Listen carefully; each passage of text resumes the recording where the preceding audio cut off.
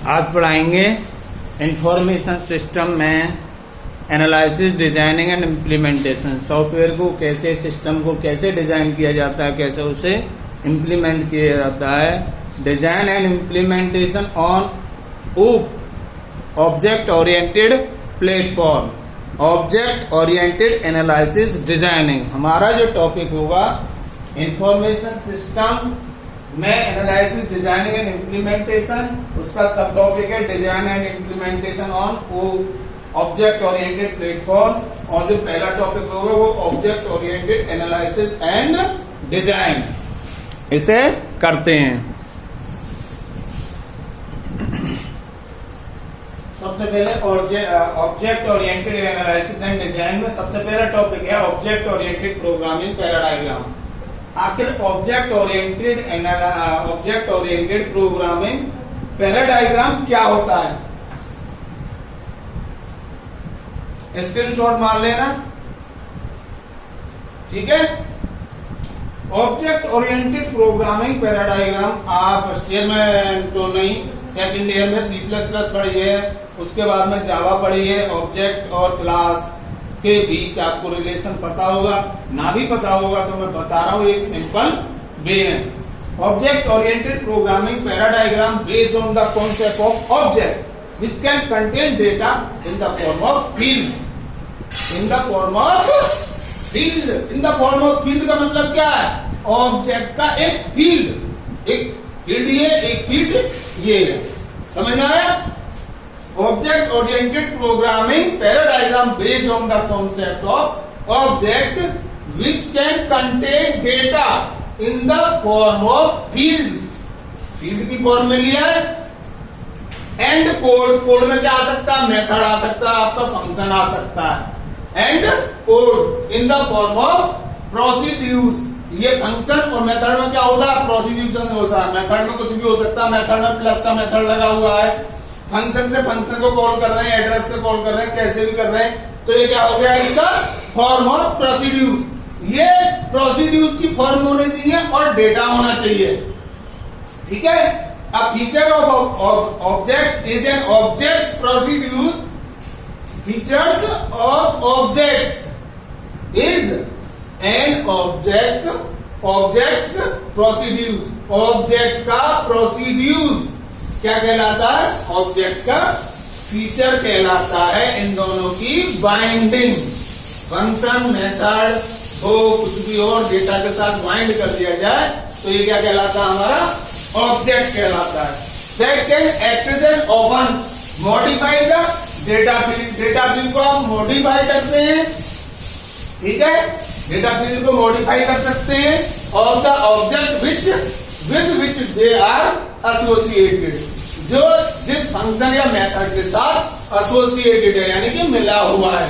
अब ये आता है कि अपडेट, मॉडिफाई कब और कैसे कर सकते हैं। यदि डेटा को आप कंपाइल टाइम पे मॉडिफाई करेंगे तो क्या होगा? ये स्टैटिक बाइंडिंग हो जाएगी इस मेथड की और इस डेटा की, ठीक है। और यदि रन टाइम करेंगे तो ये क्या हो जाएगी? डायनेमिक बाइंडिंग हो जाएगी मेथड और इस डेटा की। अब ऑब्जेक्ट फर्स्ट और object second, object first, object second को कुछ मैसेज देता है या ये इसको कोई मैसेज देता है और इन दोनों की बाइंडिंग क्या कहलाती है? Oriented, object oriented. एक ऑब्जेक्ट, दो ऑब्जेक्ट, बहुत सारे ऑब्जेक्ट हो सकते हैं और इनका कॉम्बिनेशन क्या कहलाता है? ग्रुप क्या कहलाता है? क्लास कहलाता है।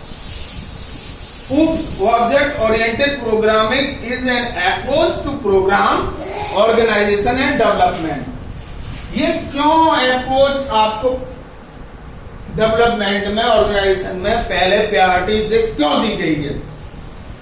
क्यों कि यदि आप प्रोग्रामिंग होती दो प्रकार की, linear programming, object oriented programming, बाकी HTML XML बहुत होती हैं, लेकिन मैं ओनली प्रोग्रामिंग, प्योर प्रोग्रामिंग के बारे में बात कर रहा हूं, ठीक है। प्योर प्रोग्रामिंग एक होती है, लीनियर प्रोग्रामिंग पूरा प्रोग्राम रन होगा जब उसके बाद चलेगा, वो तो होगी आपकी प्योर लीनियर प्रोग्रामिंग। जैसे आपकी C है, सी का कितना भी बड़ा प्रोग्राम बना लो, सारा प्रोग्राम रन होने के बाद में आप उसमें इनपुट दोगे और आउटपुट आएगा। लेकिन ऑब्जेक्ट ओरिएंटेड प्रोग्रामिंग अप्रोच में आपके पास में एक एडवांटेज होती है, वो एडवांटेज ये होती है कि आप किसी एक क्लास को रन करा सकते हैं, पूरे प्रोग्राम की आवश्यकता नहीं है, इसलिए इस अप्रोच को प्रायोरिटी दी हुई है। ठीक है, अब आता है ऑब्जेक्ट। ऑब्जेक्ट होता क्या है, बहुत सारी डेफिनेशन देखेंगे आपने, सीधे करो object is the instance of class. फिर वो पूछे क्लास क्या होती है, ठीक है, तो द ग्रुप ऑफ ऑब्जेक्ट, तो ऑब्जेक्ट क्या होता है, the instance of the class. अब क्लास क्या होती है, class is a group of object, उसी में मतलब तू मेरा भाई मैं तेरा भाई, तू मेरा भाई मैं तेरा भाई। अब पूछ रहे हैं हम ये कि तुम किसके बच्चे हो, तुम किसके बच्चे हो, तो वो ये मेरा भाई है, भाई तुम किसके बच्चे हो, मैं इसका भाई हूं, तो कंफ्यूज है।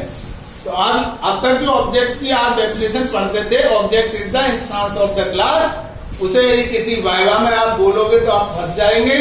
Object is an entity whose is a state with behaviour, state के साथ में, डेटा के साथ में कोई बिहेवियर रखता हो, उसे क्या कहते हैं हम, ऑब्जेक्ट कहते हैं।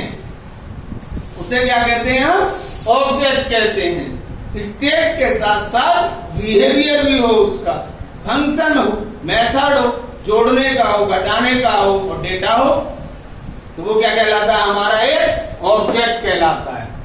ठीक है, ऐसे ही बहुत सारे ऑब्जेक्ट आपस में कंबाइन कर दिए जाए तो वो क्या कहलाती है, क्लास कहलाती है। वो क्या कहलाती है, क्लास कहलाती है। अब benefit of object, binding of the method function with data, that is a benefit of object. यानी फंक्शन मेथड के साथ में डेटा की बाइंडिंग कर दी जाए, डेटा की बाइंडिंग कर दी जाए और उस फंक्शन से उसे कॉल कर लो तो वो क्या हो जाएगा, बेनिफिट हो जाएगा उसका। ठीक है, अब पढ़ते हैं इसके फीचर्स ऑफ द